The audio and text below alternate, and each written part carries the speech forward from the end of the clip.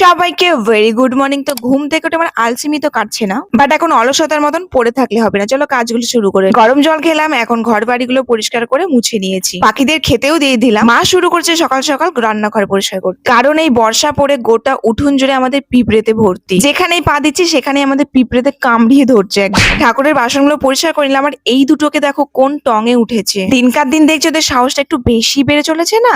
রান্নাঘরে এসে বসিয়ে দিয়েছি চা। আমি তো চা খাই না, বাট বাবা মাও যদি সকালবেলায় চা খাওয়ার অভ্যাসটা বন্ধ করতো তো খুব ভালো হতো। আজ বাইরে সকাল সকাল শুরু হয়েছে বৃষ্টি, তাই এই সুন্দর ওয়েদারে মায়ের ইচ্ছে হলো গরম গরম খিচুড়ি খাবে। তো এখানে ভাই বাজার করে নিয়ে চলে এসেছে। আজকে মায়ের শরীরটা একটু বেটার আছে, তাই মাই বললো খিচুড়িটা বানিয়ে নিবে। আমি এখন বাসনগুলো পরিষ্কার করে স্নান করে নিই। সকাল সকাল পুজো করলে দেখবে মনটা বেশ ভালো হয়ে যায়, তাই স্নান করে পুজো করে নিলাম। তারপর খেয়ে নিলাম গরম গরম খিচুড়ি। অনেকদিন পর খিচুড়ি খেয়ে কিন্তু বেশ ভালো লাগলো জানো। মা তো সকালে রান্নাটা করেছে, এখন চলো দুপুরে রান্নাটা শুরু করে দিই। নিয়ে আসা হয়েছে এতগুলো মাছ। আমি এই কদিন রান্না যা যা করেছি সব কটাই মোটামুটি সিম্পল রান্না ছিল। আর নিয়ে আসা হয়েছে 2 রকমের শাক। মা তো শাকগুলো ছাড়িয়ে দিচ্ছিল। আমার মাছ ভাজা হয়ে গেছে, এখন মাছের আলুগুলো ভেজে নিলাম। আজ তো আমার বেশ অনেক তাড়াতাড়ি রান্না বান্না গুলো কমপ্লিট হয়ে গেছে, কারণ আজকে অত ঝামেলা রান্না বান্না ছিলই না। রান্না বান্না কমপ্লিট করার পর সব থেকে বড় কাজ হলো এই যে গ্যাস পরিষ্কার করা। একটা রান্না করার মতন টাইম লাগে আমার গ্যাস পরিষ্কার করতে। রান্নাঘর পরিষ্কার করে দুপুরে লাঞ্চটাও সেরে নিলাম। এখন কি করতে বসেছি বলো তো? অনেকে গেস করতে পেরেছো, হ্যাঁ, আমার ভ্রু প্লাক করতে। কারণ মুখটা কেমন জঙ্গল জঙ্গল লাগছিল দেখতে। আমার ভ্রু প্লাক করলে কিন্তু একটু মুখটা বেশ বেটার লাগে দেখতে।